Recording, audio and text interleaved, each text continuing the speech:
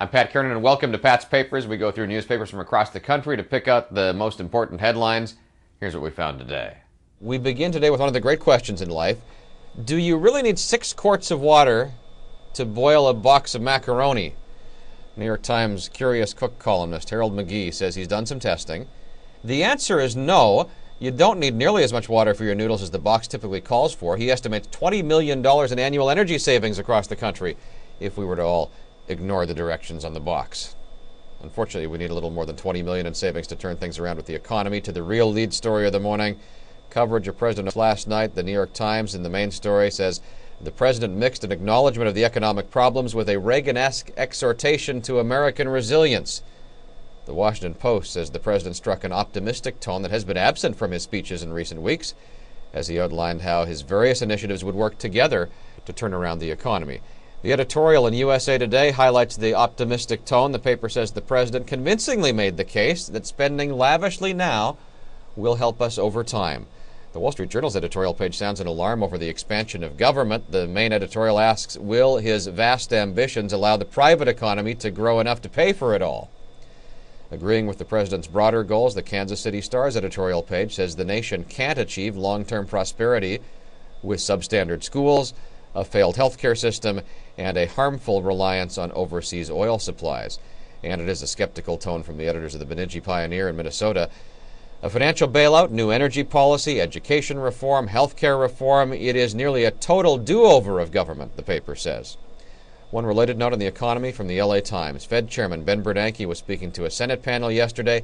He says with careful management, the economy could stop shrinking by the end of the year and return to expansion next year. Stock prices responded with a big gain yesterday. A tight economy hurts in many ways. The Washington Post says that includes cramping the dating style of formerly highly paid 20-somethings, men who were buying $15 martinis and hosting parties in their bachelor lofts are having to come up with more creative ways to attract a mate. There is concern in Detroit about the chances for more auto bailout money. The Detroit News looks at 2 polls released earlier this week. Both showed there is little national appetite for handing more money over to GM and Chrysler. The story says the nation has spoken, Michigan, and we are all alone in this business of auto bailouts.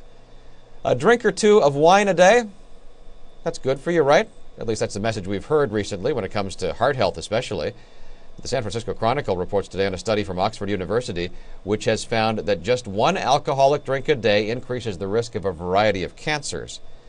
Unfortunately, the Chronicle has to report on itself today. The Hearst Corporation says if cost cuts can't be achieved quickly at the San Francisco newspaper, it will seek a buyer. If there is no buyer, Hearst will close the paper. The Chronicle lost more than $50 million in 2008 and is likely to lose more this year.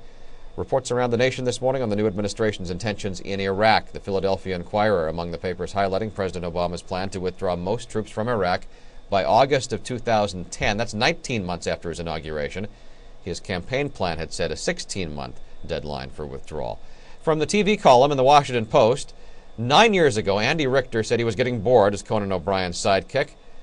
Now as Conan moves to the big job on The Tonight Show in Los Angeles, Richter is coming back to his old job. After a few failed sitcoms, Andy Richter returns to the role that made him sort of famous as announcer for Conan. The New York Post says Megan Fox appears to be single again. She's got the tattoo with his name still, but the actress is reportedly no longer engaged to 90210 alumni Brian Austin Green. A feature in the LA Times this morning on the life and times of Jamie Spears, Britney's father. He earned his living as a cook until 13 months ago. With his daughter in a sorry state, though, a judge set up a conservatorship that gave him control over virtually every aspect of her life. For that 24/7 job, he gets $2,500 a week. He gets a vehicle.